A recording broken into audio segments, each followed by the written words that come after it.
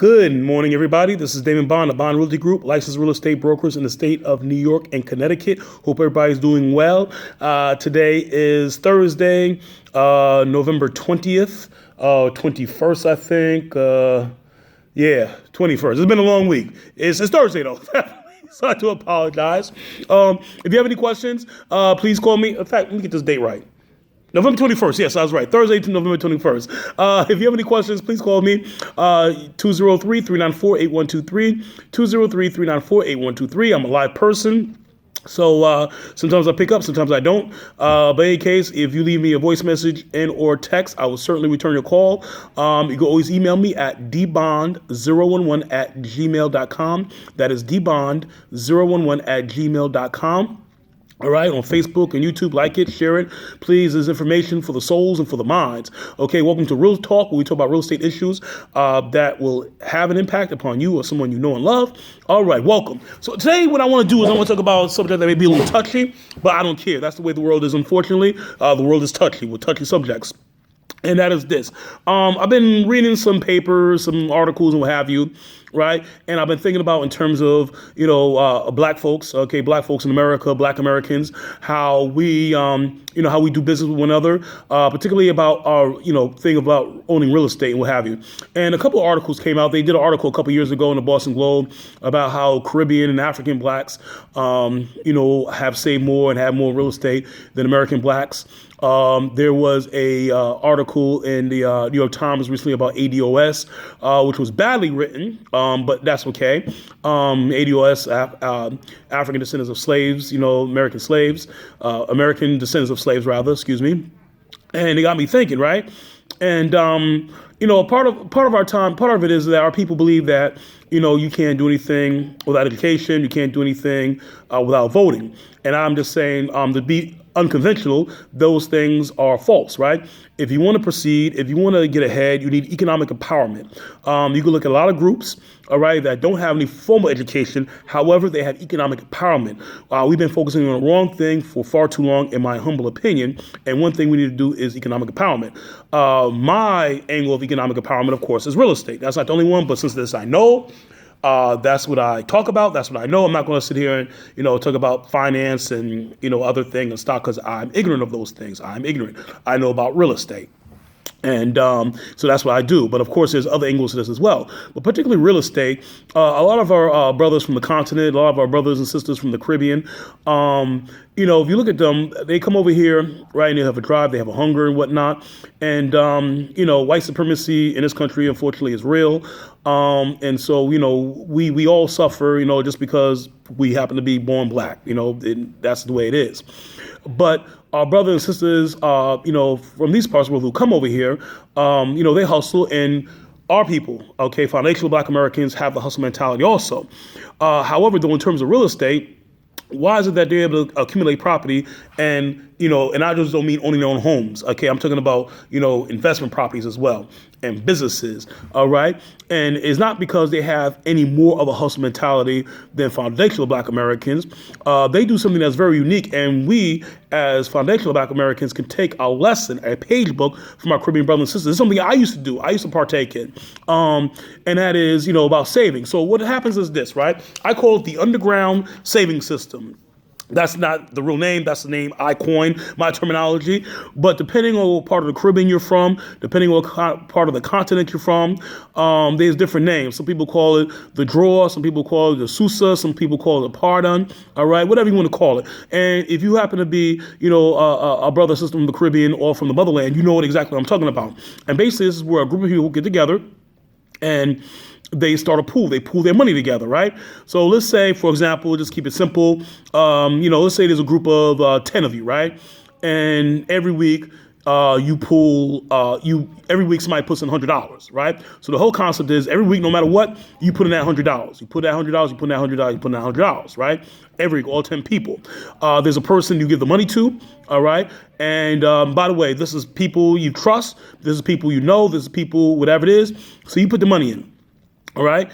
Each week or every 2 weeks, depending on how it is, somebody gets the draw. All right. So let's say there's 10 people, and I don't have my calculator with me right now. I'm sorry, but let's say there's 10 people. All right, in the draw, and they put in $100 each of the 10 people. Right. So, and I don't want to go my calculator now, but you can do the math. So 1 week that person will get all the draw money. Now, if they get the money first, all right, then they still have to pay into it, right? And the draw can last, for a couple weeks or a couple months, and then it starts over again once everybody gets the payout, right? So that's the way. So you pay in every week, all right, and then you get your money, right? When I did it, and I was in it with a bunch of my Jamaican brothers and sisters. When I was in it, I always got the last draw. Okay, so the amount can vary. I did it one time, and the draw was $7,000 or $7,500. I did another time, the draw was $1,100. That was the payout. I did another time where it was $5,000. So it varies. So, what this does is it encourages savings, right? This is how a lot of them pay for college. Right, for the kids. This is how a lot of them have down payments for the homes. If you want to know why a person could be like a CNA, a nurse's aide, or something like that, but they're driving a nice car, that's a down payment for the car, or they pay their car outright. And this is something that we, as Black Americans, can do. Okay, we can do this. I'm gonna get to that in a minute. But in any case, though, it's very, very, very, very good. And so I ask you, I call upon you. So if you're a West Indian brother and sister, if you're a brother and sister from the continent, and you know some foundational Black Americans, some Black Americans who are, you trust, you down with, you converse with them or whatnot, invite them into your draw. Okay, show them the way. All right.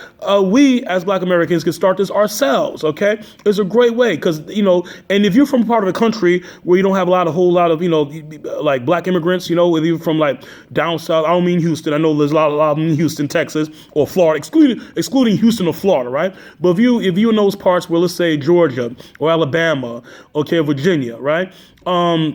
This is something you could do. You don't need them. This is something you could do on your own. If you happen to be from a part of the country where there's a lot of what's like up here in the Northeast, particularly in the New York metro area where there's, a lot of, African immigrants, Caribbean immigrants. Okay. Ask about it, because other groups outside of Black, when I say Black, I mean all Black, the Black collective. Okay. The African diaspora, so to speak. They do these things. Okay. The Latinos do it. All right. The Asians do it. The Chinese and Arabs and South Asians. Right. This is what they do. They pool their resources together because they know collectively they're stronger than singly or individually, right? And that's what they do. And this is how we can save our money for, payment of our down payment for a house, excuse me. This is how we can save up enough money, to get that investment property, to start our businesses, our mom and pop business. We could do this. Okay, so I implore you, I beg you, there's something we can do. All right, now the key thing is this: you have people who do this, who you know, who you trust. The accountant, they're not going to run off with your money or anything like this. All right, they do this, and these are people who know each other. And the reason why they do it is because they have to rely on each other. Because when they come here, right, they may not know a lot of people, and then they do the things that they would do back home. And it's very, very, very popular. So I encourage you to do it, because one thing we need to do in order to get our economic agenda intact, right? In order to get our Black economic development intact, we must learn to trust each other. We as Black folks don't trust each other. We trust other people before we trust our own people. And other groups don't have that. Other groups trust their own first, and then they deal with outsiders second. All right. So, yeah, we have a lack of distrust upon our people. It wasn't always that way. It was not always that way, ladies and gentlemen. There was a time where Black Americans did trust one another. We relied upon one another. I had my grandparents and my grandmother and my uncles and aunts, tell me other days when, somebody went out of town. And, the parents were out of town and the kids were home, they would keep an eye, let's say if you were a dude, young man, young teenage man, and there was a, nice looking sister, and her parents were home, you'd have, Miss Jackson pop out doing and say, you don't belong in there. Your mama and daddy ain't home. They went with that boy in your house. And you say, yes, Miss Jackson. And you respectfully, that's the way it was. There was a sense of community back then. We don't have Black communities any longer. We have Black neighborhoods, as Dr. Claude Anderson said in his book, Black Labor, White Wealth and Powernomics. Okay, so we have, we don't have communities. We have neighborhoods, all right, but we don't have Black communities. And we used to have that. And part of the way of getting our Black economic agenda on, part of the way to get our real estate development on, okay, is to form that trust. Something so simple but yet so hard is to form that trust, okay? So our employee brothers and sisters, we need to change our attitude. We can learn something for other groups, okay?